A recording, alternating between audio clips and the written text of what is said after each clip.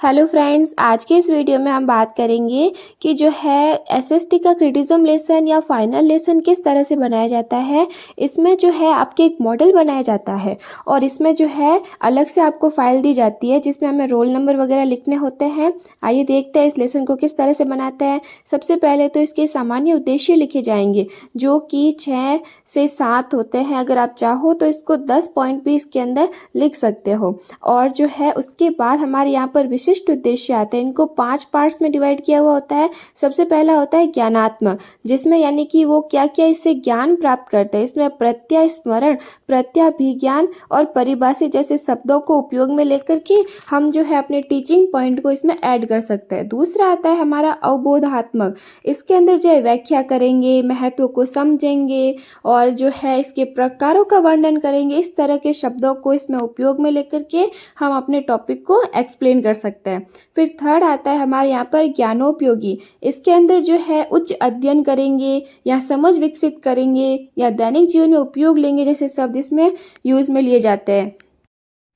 फिर आता है कौशलात्मक, यानी कि इससे क्या क्या कौशल, चार्ट बनाना, वो सभी देखा जाता है। फिर अभिरुचि के अंदर जो है आपके ये देखा जाता है कि उन्होंने कहाँ कहाँ से जानकारी प्राप्त की। ठीक है। फिर इसमें यहाँ पर सहायक सामग्री, पूर्व ज्ञान, शिक्षण विधि और शिक्षण बिंदु होते हैं जो कि 3 होते हैं। फिर प्रस्तावना प्रश्न आते हैं, जैसे कि यहाँ पर आप देख सकते हो ये क्वेश्चन जो है जिग जैग बनते हैं। क्वेश्चन फर्स्ट, माता पिता भाई बहन सब मिलकर किसका निर्माण करते हैं? परिवार का। परिवार मिलकर क्या बनाता है? समाज। समाज का विकास कब होता है? सुरक्षा होने पर। समाज सुरक्षित कब होता है? जीवन सुरक्षित होने पर। इस तरह से जो है हम अपने टॉपिक पर आ गए कि सुरक्षित जीवन जो है वो किस तरह से हम ला सकते हैं। ठीक है। फिर हम जो है क्लास के अंदर एक उद्देश्य कथन कहेंगे कि बच्चों आज हम सुरक्षित जीवन के बारे में अध्ययन करेंगे।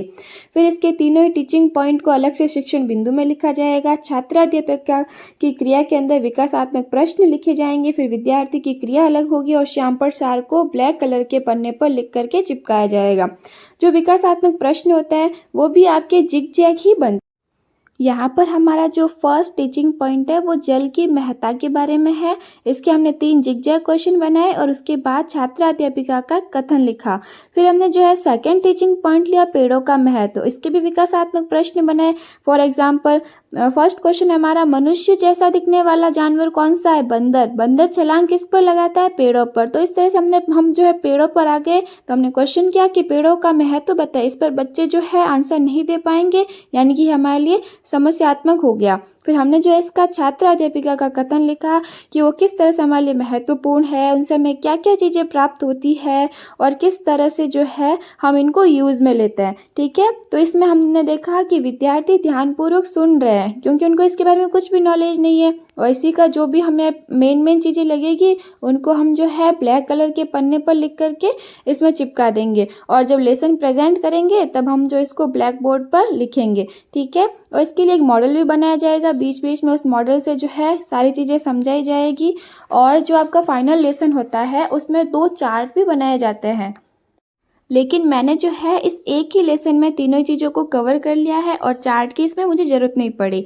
तो यहाँ पर हमने थर्ड जो टीचिंग पॉइंट लिया है वो है प्रदूषण पर रोकथाम। इसके भी हमने 3 विकासात्मक प्रश्न बनाए। फिर इसका छात्र अध्यापिका का कथन लिखा और जो है हमारा जो भी मॉडल बनाया हुआ है उसकी अलग अलग एंगल से फ़ोटोज़ ली और उसको चिपकाया यहाँ पर। और जो है बताया गया है कि प्रदूषण को रोकने के लिए हम जो है चीज़ों को रिसाइकिल कर सकते हैं और बाईसाइकिल की जगह जो है साइकिल को यूज़ कर सकते हैं। ठीक है। और साथ ही साथ में हम जो है एनिमल्स को बचा सकते हैं। इस तरह से हम अपने पर्यावरण को पूर्ण रूप से सुरक्षित रख सकते हैं।